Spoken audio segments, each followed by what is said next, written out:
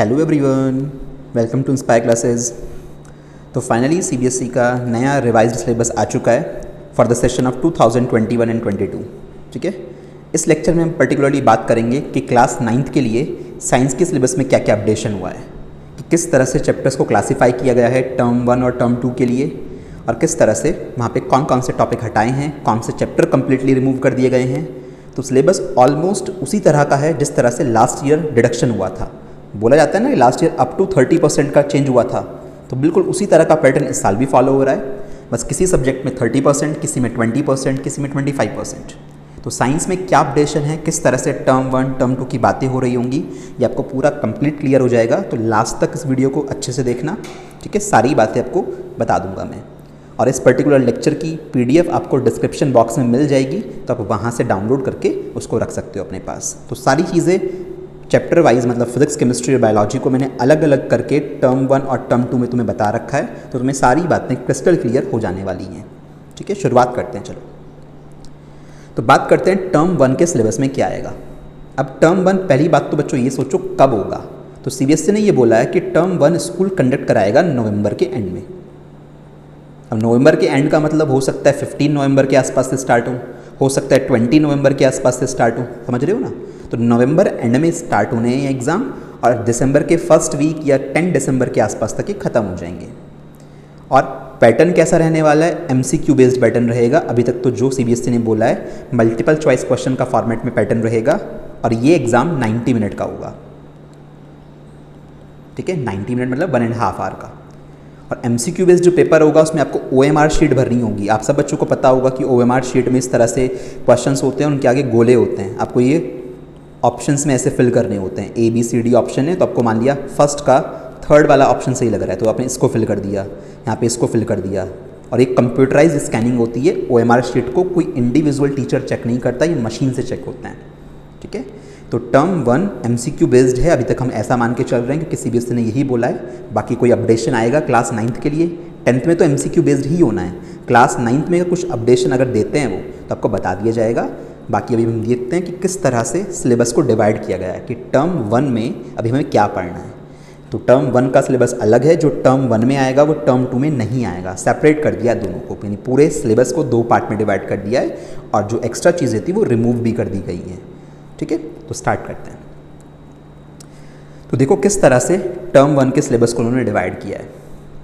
अब इसमें से उन्होंने यूनिट बना दी, यूनिट 1, यूनिट 2 और यूनिट 3। मैं तुम्हें इसमें चैप्टर दिखा दूंगा कि किस तरह से कौन कौन से चैप्टर हैं। तो ये है केमिस्ट्री वाला पार्ट, ठीक है। ये सेकंड वाला है आपका बायो वाला पार्ट, और थर्ड वाला है आपका फिजिक्स वाला पार्ट। केमिस्ट्री जो है टर्म 1 में आपकी 9 मार्क्स की आएगी। बायो के जो चैप्टर्स आने हैं वो 18 मार्क्स के आएंगे, क्योंकि यहाँ पे देखो 2 चैप्टर आने हैं, तो 18 मार्क्स के सबसे ज़्यादा वेटेज है बायो का यहाँ पे। और फिर फिजिक्स का जो चैप्टर 2 आएंगे वो 13 मार्क्स के आएंगे। तो ऐसे टोटल मिला के टर्म 1 40 मार्क्स का होगा। वो जो 90 मिनट के पेपर की मैं बात कर रहा था ना, कितने क्वेश्चन आएंगे ये तो भी नहीं बताया CBSE ने, बट जो 90 मिनट का वो पेपर होगा उसमें वो 40 मार्क्स का होने वाला है। प्लस इसमें 10 मार्क्स ऐड होंगे आपके इंटरनल असेसमेंट के, यानी स्कूल में जो तुम्हारे पीरियोडिक टेस्ट होते हैं, आप लोग ऑनलाइन क्लासेस में कितना प्रेजेंट हो, है ना, ठीक से आपका बिहेवियर किस तरह का है। तो ये सारी बातें आपके उस 10 मार्क्स में काउंट होगी, जो आपको टीचर देंगे। सब्जेक्ट स्पेसिफिक टीचर आपको ये 10 मार्क्स एलोकेट करेंगे। तो 40 मार्क्स का तो आप पेपर दे के आए टर्म 1 में, प्लस 10 मार्क्स इंटरनल असेसमेंट के टीचर ने तुम्हें दिए, इसमें से जितने भी उन्हें देने होंगे। तो टोटल मिला के 50 मार्क्स का आपका टर्म 1 हो जाता है। ठीक है, तो टर्म 1 में 50 मार्क्स का ओवरऑल इवैल्यूएशन होगा। बात क्लियर हो गई। एग्जाम कितने मार्क्स का होना है, 40 मार्क्स का होना है। इंटरनल असेसमेंट टीचर की तरफ से आपको 10 मार्क्स में से मिलेंगे नंबर। ठीक है, अब एक एक करके देख लेते हैं कि इनमें चैप्टर्स सर कौन कौन से आने हैं, कौन कौन से टॉपिक्स हैं, क्या क्या चीज़ें बची हैं हमारे पास।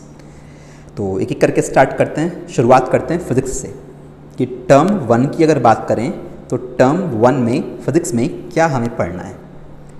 देखो बच्चों, ये 2 चैप्टर्स हैं आपके फिजिक्स में जो टर्म 1 में पूछे जाएंगे।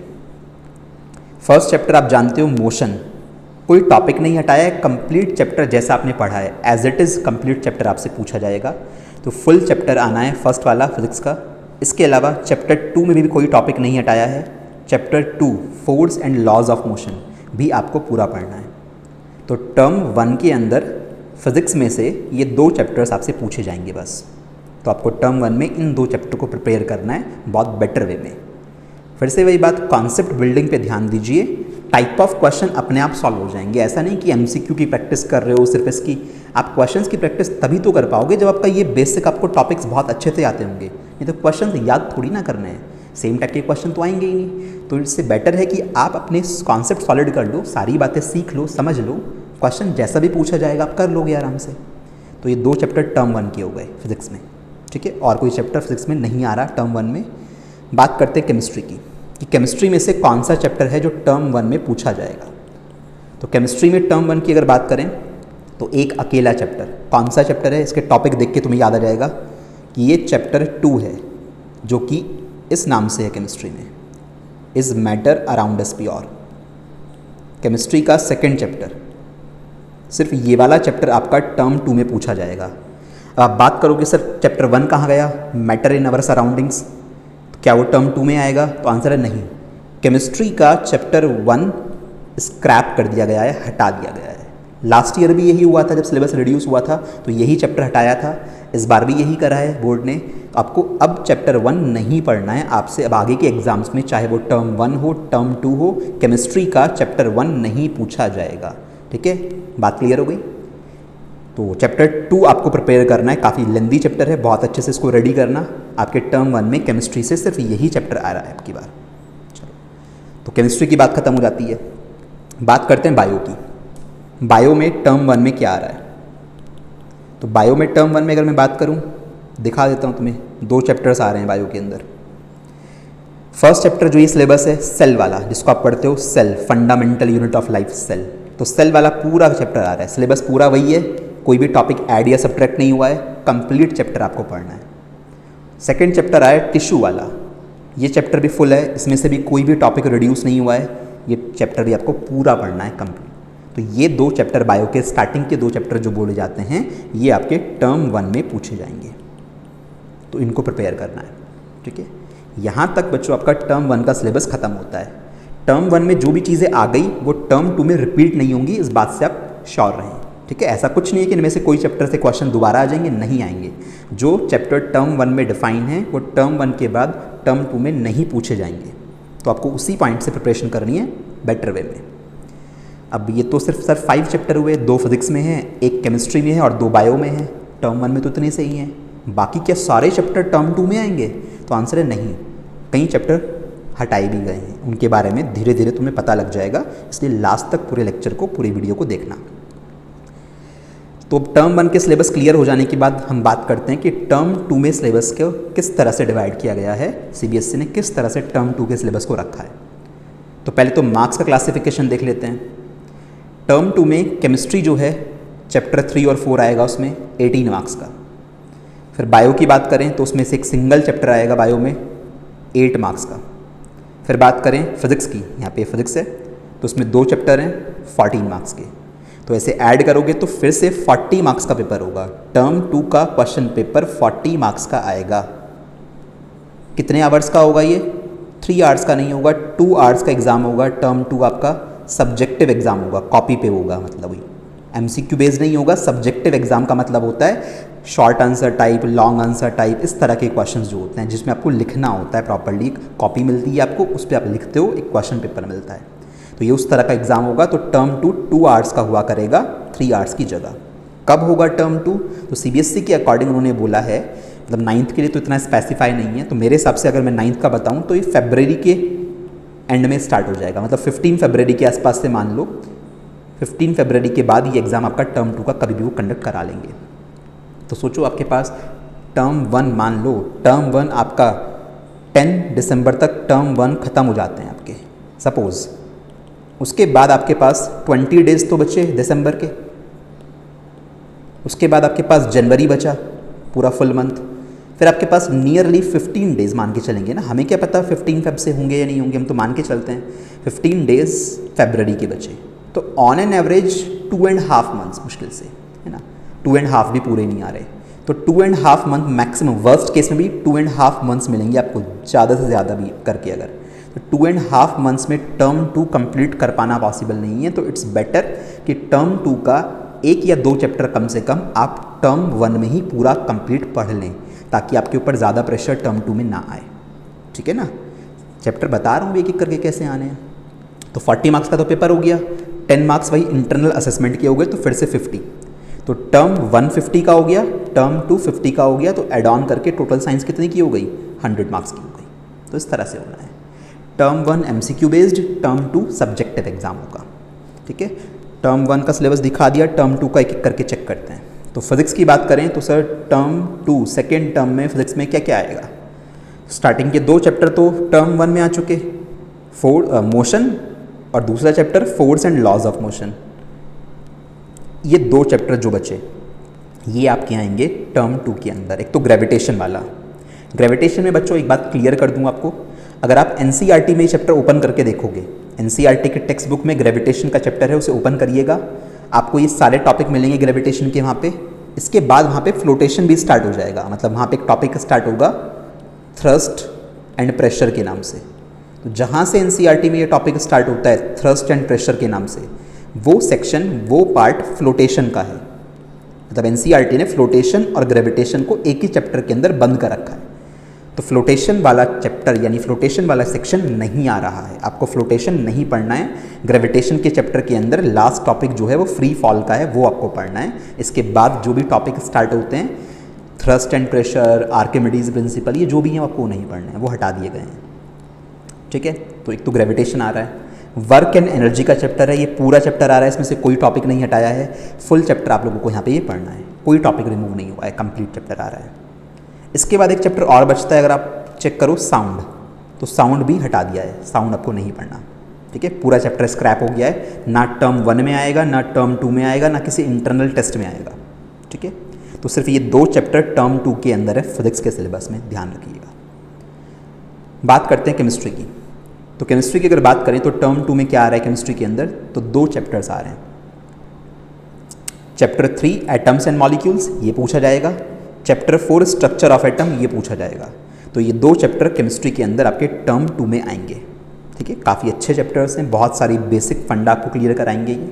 इनफैक्ट चैप्टर 3 तो ऐसा है, अगर आपको आता होगा तो आपको क्लास 10th के अंदर बहुत ज़्यादा हेल्प मिलेगी इस चैप्टर से, बहुत कुछ सीखने को मिलेगा आपको एटम्स एंड मॉलिक्यूल्स के अंदर। ठीक है ना, तो ये 2 चैप्टर्स केमिस्ट्री के, क्योंकि फर्स्ट चैप्टर तो हटा दिया केमिस्ट्री में से, चैप्टर 2 टर्म 1 में आ गया, तो बाकी के बचे हुए चैप्टर 3 और 4 कहाँ पे आएंगे, टर्म 2 के अंदर। तो ये 2 चैप्टर आपको टर्म 2 में पूछे जाएंगे, कंप्लीट चैप्टर्स हैं, कोई टॉपिक नहीं हटा है। ठीक है, चलिए बायो की बात करें। फाइनली बायो में सस्पेंस होता है बच्चों को। बायो में टर्म 1 में कितने चैप्टर थे, 2, सेल वाला चैप्टर, टिश्यू वाला चैप्टर। बाकी के बचे कुछ 4 चैप्टर्स कहाँ हैं, क्या वो टर्म 2 में आएंगे? 6 चैप्टर होते हैं ना बायो के अंदर, तो बाकी के कहाँ हैं? तो देखना टर्म 2 के अंदर कौन कौन से आएंगे, एक सिंगल चैप्टर आएगा। अब यहाँ डाउट है कि बाकी कहाँ गए। बायो में टर्म 2 में मैं फिर से रिपीट कर देता हूँ, एक ही चैप्टर आएगा, why do we fall ill वाला, सिंगल एक चैप्टर टर्म 2 के अंदर बायो का आना है। बाकी चैप्टर कहाँ हैं? तो बाकी चैप्टर में जैसे इम्प्रूवमेंट इन फूड रिसोर्सेज हटा दिया गया है पूरी तरह से, डाइवर्सिटी इन लिविंग ऑर्गेनिजम्स हटा दिया गया है पूरी तरह से। इसके अलावा एक चैप्टर बचता है नेचुरल रिसोर्सेज के नाम से। देखो ये रहा, नेचुरल रिसोर्सेज के नाम से। हो सकता है ये बुक में, किसी बुक में अवर एनवायरनमेंट के नाम से भी हो, वैसे नेचुरल रिसोर्स के नाम से होगा NCERT अगर चेक करोगे तो। इस चैप्टर में जो भी टॉपिक्स हैं ये ना तो टर्म 1 में आएंगे ना ही टर्म 2 में आएंगे। CBSE ने ये बोला है कि इस चैप्टर को इंटरनल असेसमेंट में रखा जाए, मतलब स्कूल के अंदर जो पीरियोडिक टेस्ट वगैरह होते हैं उनमें स्कूल वाले इसको रख सकते हैं, बच्चों से कोई प्रोजेक्ट फाइल बनवा सकते हैं इसके ऊपर। अदरवाइज़ इसको टर्म 1 के एग्ज़ाम में नहीं पूछा जाएगा और ना ही जो ईयर के एंड में टर्म 2 एग्ज़ाम होंगे ना ही उनमें पूछा जाएगा। ठीक है, ये सिर्फ इंटरनल असेसमेंट में रखा गया है चैप्टर। तो पढ़ना तो आपको वैसे भी पड़ेगा ना भाई, इंटरनल असेसमेंट में स्कूल के किसी टेस्ट में आ गया तो इंटरनल असेसमेंट के भी तो मार्क्स हैं, 10 मार्क्स तो आपके फर्स्ट टर्म के हैं, 10 मार्क्स सेकेंड टर्म में आपको मिलने हैं। तो आपको इस चैप्टर के बारे में पता तो होना चाहिए, भले ही इतना डिटेल में मत पढ़ो, बट थोड़ा थोड़ा आपको ये चैप्टर आना चाहिए, क्योंकि कई स्कूल तो इसको छोड़ देते हैं, देते नहीं हैं, और कुछ स्कूल वाले इसको दे देते हैं, मतलब इंटरनल टेस्ट में पूछ लेते हैं। तो इसलिए वो स्कूल टू स्कूल डिपेंड करता है, क्योंकि CBSE ने तो बस इसको क्या छोड़ के बोल दिया कि इंटरनल असेसमेंट में इसको यूज़ करो, इसको टर्म 1 या टर्म 2 में देने की ज़रूरत नहीं है। ठीक है। तो बायो के इस चैप्टर के साथ ऐसा किया गया है। इतनी बात क्लियर हो गई। तो ये टर्म 1 टर्म 2 का सिलेबस मैंने तुम्हें बता दिया। अब बात करें कि सर इन शॉर्ट फाइनली अब एक बार समराइज़ करके ये बता दो कि कौन कौन से चैप्टर कंप्लीटली रिमूव हो गए हैं और कौन कौन से बचे हैं। तो अब मैं आपको सिलेबस वाइज दिखा देता हूँ कि ये हटा है और ये बचा है। इंडिविजुअल सिलेबस तो मैंने तुम्हें दिखाई दिया। तो देखो बच्चों, बात करें फिजिक्स की अगर हम लोग, तो फिजिक्स में टोटल 6 चैप्टर्स होते हैं। मैंने ग्रेविटेशन फ्लोटेशन को अलग अलग कर दिया। एनसीईआरटी में ये एक ही सिंगल चैप्टर दे रखा है, मैंने अलग अलग करके दिखा रखा है फिलहाल। तो होना ये है कि स्टार्टिंग के 2 chapter motion, force and laws of motion, ये टर्म 1 में आएंगे। फिर बात आती है ग्रेविटेशन वाला चैप्टर और वर्क एंड एनर्जी वाला चैप्टर, ये दोनों टर्म 2 के अंदर आएंगे। ठीक है। फ्लोटेशन वाला जो सेक्शन है जो ग्रेविटेशन के अंदर मिलेगा तुम्हें, वो नहीं पढ़ना है, पूरा हटा दिया गया है, किसी भी टर्म में पूछा नहीं जाएगा। और साउंड वाला चैप्टर भी आपको नहीं पढ़ना है। तो ये 2 चैप्टर कंप्लीटली रिमूव हुए हैं। ये तो अलग से चैप्टर भी नहीं है, तो ग्रेविटेशन के अंदर ही दे रखा है। ठीक है। तो फ्लोटेशन और साउंड आपको नहीं पढ़ना है, इन पे मैंने क्रॉस लगा रखा है। आई होप यहाँ से बात क्लियर हो गई होगी फिजिक्स में क्या आएगा। केमिस्ट्री की बात करो समराइज फॉर्मेट में, 4 चैप्टर होते हैं केमिस्ट्री में 9th में। तो उसमें से फर्स्ट चैप्टर को हटा दिया गया है, जो आई थिंक सभी स्टूडेंट अभी तक पढ़ चुके होंगे। सभी स्कूल में फर्स्ट चैप्टर स्टार्ट होता है। तो बट अब ये टर्म 1 या टर्म 2 में आगे नहीं पूछा जाएगा, ना ही किसी इंटरनल असेसमेंट में स्कूल इसको देंगे। तो ये चैप्टर हटा दिया गया पूरी तरह से। बाकी बचे 3 चैप्टर, तो उसमें से चैप्टर 2 आपका टर्म 1 में पूछा जाएगा और बाकी के ये बचे हुए 2 चैप्टर्स ये आपके टर्म 2 में पूछे जाएंगे। ठीक है। तो ये बात ध्यान रखना, केमिस्ट्री का क्लासिफिकेशन इस तरह से पूरा हुआ। बायो की बात करें तो बायो में आपके स्टार्टिंग के 2 चैप्टर्स जो हैं सेल और टिश्यू, वो टर्म 1 के अंदर आएंगे। फिर नेक्स्ट 2 चैप्टर हैं ये पूरी तरह से हटा दिए गए हैं, कंप्लीटली रिमूव्ड, किसी भी इंटरनल टेस्ट में आगे अब नहीं आएंगे। जिनके यहाँ पे ऑलरेडी अभी टेस्ट पेपर बन चुके होंगे, मतलब जिनके अभी रिसेंटली 26 या 27 के आसपास एग्ज़ाम स्टार्ट हैं, तो उनके यहाँ हो सकता है कि अभी टेस्ट होना है तो करा दें, बट उसके बाद आगे से ये चैप्टर्स आपके नहीं पूछे जाएंगे, ना ही इम्प्रूवमेंट इन फूड रिसोर्स, ना ही डाइवर्सिटी वाला चैप्टर। तो कंप्लीटली कट लगा रखा है मैंने। एक ही अकेला chapter why do we fall ill, ये आपका टर्म 2 में पूछा जाएगा बायो में। और लास्ट चैप्टर नेचुरल रिसोर्सेज, ये किसी भी टर्म में नहीं आएगा। ये सिर्फ स्कूल वाले अपनी मर्जी से इंटरनल असेसमेंट यानी जो इंटरनल टेस्ट होते हैं उसमें यूज़ कर सकते हैं। ठीक है ना। तो हुआ ये है कि बायो में ऑफिशियली 1, 2 और ये 3 चैप्टर बचे। ये दोनों तो कट हो गए और इसको उन्होंने बीच में अटका दिया, मतलब इंटरनल असेसमेंट में बोल दिया टर्म 1 टर्म 2 में नहीं आएगा। ये बात क्लियर हो गई। सारा कुछ समराइज़ करके तुम्हें बता दिया है, इससे अच्छी क्लैरिटी और नहीं मिलेगी आपको। तो फाइनली बात कर लेते हैं अब करना क्या है क्या नहीं करना है। तो फिर से मैं बोल रहा हूँ, अपने कॉन्सेप्ट पर फोकस करिए। टाइप ऑफ क्वेश्चन के पीछे नहीं दौड़ना है कि मैं एमसीक्यू प्रैक्टिस कर रहा हूँ, मैं असर्शन रीज़न ही प्रैक्टिस कर रहा हूँ। पहले सॉलिड कर लो पूरे चैप्टर का कॉन्सेप्ट, एक एक बात बारीकी से सीख लो, तो किसी भी तरह का क्वेश्चन आएगा तुम फोड़ दोगे उस क्वेश्चन को, बहुत आसानी से सॉल्व हो जाएगा तुमसे। दूसरी बात जो मैं सजेशन के साथ बोलूँगा अपने, कि आपको टर्म 1 के साथ साथ में टर्म 2 के कुछ चैप्टर्स पहले ही कर लेने चाहिए, क्योंकि आपको पता है टर्म 2 में तुम्हें बहुत कम टाइम मिलेगा। इसलिए इट इज़ बेटर कि टर्म 2 में आपके जो चैप्टर्स आने हैं उनमें से 2 चैप्टर्स या 3 चैप्टर्स एटलीस्ट आप पहले से ही टर्म 1 तक ही ख़त्म करके रख लो, ताकि आपको टर्म 2 में ज़्यादा ना पढ़ना पड़े, है ना। फिर तो बस रिवीजन रह जाएगा ना, कि ऑलरेडी पहले पढ़ रखी है। तो टर्म 2 में सारे नहीं पढ़ो, 2 या 3 चैप्टर पहले ही करके रख लो टर्म 2 के भी, ताकि आपको आगे कोई दिक्कत ना हो। ठीक।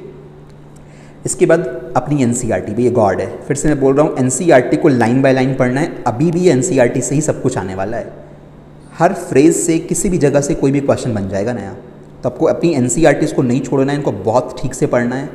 और एमसीक्यू की अगर आपको क्वेश्चन की प्रैक्टिस करनी है चैप्टर पढ़ने के बाद, तो उसके लिए आप एनसीईआरटी एग्जाम्पलर को फॉलो कर सकते हो। उसमें बहुत अच्छे लेवल के एमसीक्यूज़ आपको दिए हुए हैं, बहुत सारे तो मैं खुद ही करा देता हूँ, तो इतनी कोई दिक्कत ही नहीं है। तो एग्जाम्पलर के क्वेश्चंस बहुत अच्छे होते हैं, स्पेसिफिकली एमसीक्यू टाइप के। तो ऐसा नहीं कि एग्जाम्पलर में से क्वेश्चन आएंगे एमसीक्यू के, एग्जाम्पलर के क्वेश्चन इसलिए कर सकते हो ताकि आपने जो पढ़ा है उसको आप अप्लाई कर पाओ, ताकि आपको समझ में आए कि क्वेश्चन कैसे पुटअप होते हैं। ठीक है। तो ये बात हो गई। और लास्ट ऑप्शन कि बोर्ड लेवल एमसीक्यू में और कंपटीशन के एमसीक्यू, कंपटीशन मतलब 9th में जैसे एनटीएससी का एग्ज़ाम होता है, नेशनल टैलेंट सर्च एग्ज़ाम, तो इसके एमसीक्यूज़ और इसके एमसीक्यूज़ के लेवल में कंफ्यूज मत होना। ऐसा ना हो कि आपको बोर्ड की प्रिपरेशन करनी है और आप एनटीएससी की बुक लाके क्वेश्चन प्रैक्टिस कर रहे हो और वहाँ पे फिर आप फंस रहे हो, आपसे क्वेश्चन हो नहीं रहे, आप सोच रहे हो कि तो बहुत हार्ड है। भाई कंपटीशन के लेवल जो होता है एमसीक्यू का वो थोड़ा हाई होता है, बोर्ड के लेवल के एमसीक्यूज़ इतने हाई नहीं होंगे, that will be a lower level, ठीक है, a little bit lower level as compare to competitive level. तो ऐसा नहीं है कि एमसीक्यूज़ कहीं से भी प्रैक्टिस कर रहे हो, कोई भी रैंडम बुक तुमने उठा ली और उससे तुम लगे पड़े हो और तुम्हें पता ही नहीं है कि इस लेवल के क्वेश्चन आते भी या नहीं आते हैं। तो इसलिए बेटर मैंने क्या बताया, अपना मेन सोर्स एनसीईआरटी पे फोकस करो बहुत अच्छे से, कुछ नहीं छोड़ना एनसीईआरटी में, तुम्हें जो भी सिलेबस में है वो सब एनसीईआरटी से अच्छे से पढ़ना है। और एमसीक्यू करना चाहो तो इस बुक से आप कर सकते हो, बाकी इधर उधर कहीं भागने की ज़रूरत नहीं है। किसी के पास एस चांद वाली बुक है अगर, तो आप उससे भी मल्टीपल चॉइस क्वेश्चन कर सकते हो, टॉपिक पढ़ने के बाद, चैप्टर पढ़ने के बाद, उसमें भी बहुत सारे दे रखे हैं, ठीक है ना। तो फर्स्ट ऑफ ऑल आपको अपने कॉन्सेप्ट बिल्डअप करने हैं, चैप्टर बहुत सही से पढ़ने हैं, क्योंकि कोई कंपटीशन की तैयारी करने भी जाता है तो उसको एमसीक्यू थोड़ी ना करवाए जाते हैं, खाली समझाया तो उसको कॉन्सेप्ट ही जाता है, पूरा चैप्टर उसको एक्सप्लेन किया जाता है और उसके बाद वो क्वेश्चन की प्रैक्टिस करता है। तो इसलिए अभी भी भले ही टर्म 1 के अंदर मल्टीपल चॉइस क्वेश्चन अगर आने हैं तो ये थोड़ी ना कि बस एमसीक्यू कराना स्टार्ट कर देंगे, चैप्टर 1 ओपन करा, सिर्फ उसमें मल्टीपल चॉइस क्वेश्चन कराए जा रहे हो तुम बच्चों को कि इसका फर्स्ट का थर्ड ऑप्शन, इसका ये ऑप्शन, ये तो किसी भी काम के नहीं है। तो पूरा चैप्टर बहुत सही से पढ़ लो, कैसा भी क्वेश्चन पूछा जाएगा तो आप हर वैरायटी का क्वेश्चन कर पाओगे बहुत अच्छे से, ठीक है ना। और कोई अपडेट आएगा आपके 9th क्लास के रिगार्डिंग तो आपको मैं बता दूंगा, ठीक है। ये साइंस का आपके पास पूरा सिलेबस पैटर्न हो गया जैसे भी था। आप कहोगे मैथमेटिक्स का सिलेबस के लिए तो मैं इसी तरह से एक टर्म 1 टर्म 2 में डिवाइड करके आपके मैथ्स के सिलेबस की वीडियो भी बना दूंगा। तो डिस्क्रिप्शन बॉक्स में, मतलब कमेंट बॉक्स में मेरे को बता देना लिख के, अगर आप चाहते हो कि मैथ्स का भी इसी तरह का एक आपके पास वीडियो आ जाए तो आपको मिल जाएगा। बाकी इस लेक्चर की PDF आपको डिस्क्रिप्शन बॉक्स में मिल जाएगी, तो आप चाहो तो वहाँ से डाउनलोड कर सकते हो, ठीक है। तब तक के लिए बाय, टेक केयर।